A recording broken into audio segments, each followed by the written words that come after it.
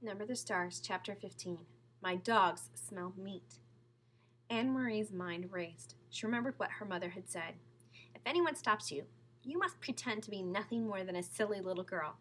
She stared at the soldiers. She remembered how she had stared at the others, frightened when they had stopped her in the street. Kirsty hadn't been frightened.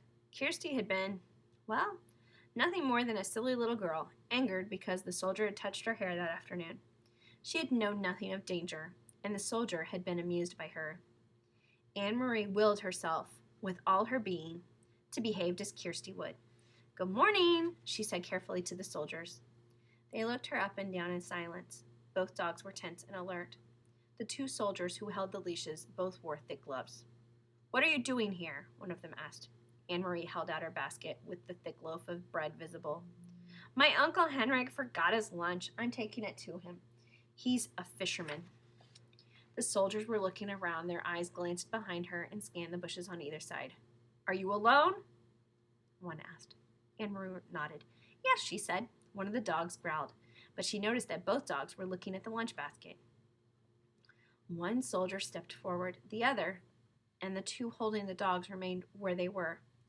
"You came out before daybreak just to bring a lunch? Why doesn't your uncle eat fish?" What would Kirsty reply? Anne Marie tried to giggle the way her sister might.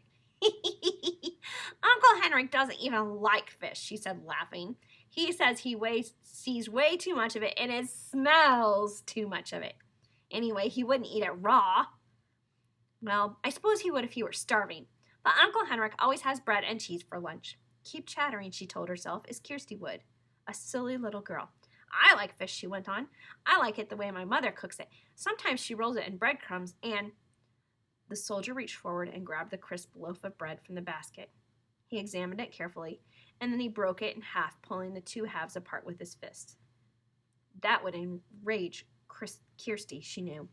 "Don't," she said angrily. "That's Uncle Henrik's bread. My mother baked it." The soldier ignored her. He tossed the two halves of the loaf to the ground, one half in front of each dog.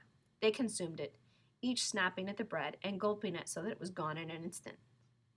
"Have you seen anyone in the woods?" The soldier barked the question at her. "No, only you." Anne Marie stared at him. "What are you doing in the woods anyway? You're making me late. Uncle Henrik's boat will leave before I get there with his lunch. Or what's left of his lunch." The soldier picked up the wedge of cheese. He turned it over in his hand. He turned to the three behind him and asked them something in their own language. One of them answered, "Nyan," in a bored tone. Anne Marie recognized the word. The man had replied no. He had probably been asked, Anne Marie thought, "Do you want this?" Or perhaps, "Should I give this to the dogs?" The soldier continued to hold up the cheese. He tossed it back and forth between his hands. Anne Marie gave an exasperated sigh. "Could I go now, please?" she asked impatiently. The soldier reached for the apple. He noted its brown spots and made a face of disgust. "No meat?" he asked, glancing at the basket and the napkin that lay in its bottom. Anne Marie gave him a withering look. "You know we have no meat. Your army eats all of Denmark's meat." "Please, please, please," she implored in her mind. "Don't lift the napkin." The soldier laughed. He dropped the bruised apple on the ground. One of the dogs leaned forward, pulling at his leash, sniffed the apple, and stepped back. But both dogs still intently looked at the basket, their ears alert, their mouths open. Saliva glistened on their smooth pink gums. "My dogs smell meat," the soldier said. "They smell squirrels in the woods," Anne Marie responded. "You should take them hunting." The soldier reached forward with the cheese in one hand as if he were going to return it to the basket, but he didn't. Instead, he pulled out the flowered cotton napkin. "Your uncle has a pretty little lunch," the soldier said scornfully, crumpling the napkin around the cheese in his hand. "Like a woman," he added with contempt. Then his eyes locked on the basket. He handed the cheese and napkin to the soldier beside him. "What's that there in the bottom?" he asked in a different, tenser voice. What would Kirsty do? Anne-Marie stamped her foot. Suddenly, to her own surprise, she began to cry. I don't know, her voice choked. My mother's going to be angry that you've stopped me and made me late. And now you've completely ruined Uncle Henrik's lunch, and so he'll be mad at me too. The dogs whined and struggled against the leashes, nosing forward to the basket. One of the older soldiers muttered something in German. The soldier took out the packet. Why was this so carefully hidden? He snapped. Anne-Marie wiped her eyes on the sleeve of her sweater.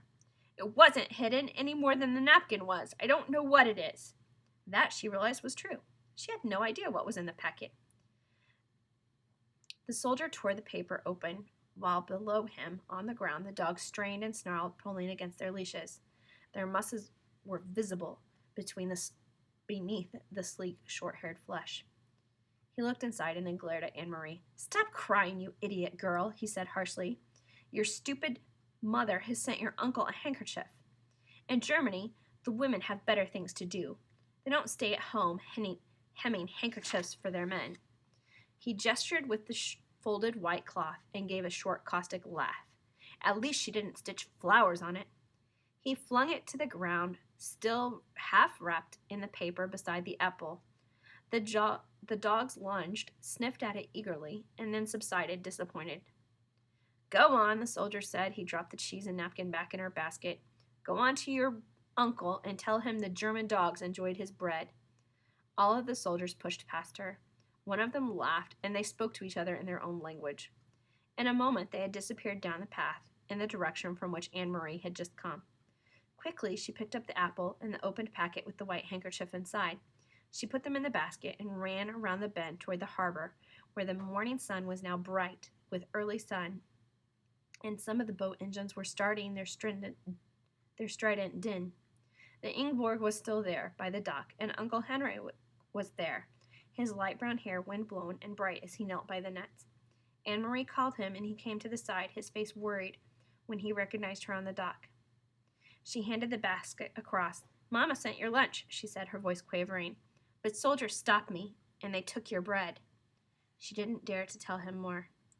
Heinrich quickly glanced into the basket. She could see the look of relief on his face, and knew that it was because he saw the packet was there, even though it was torn open.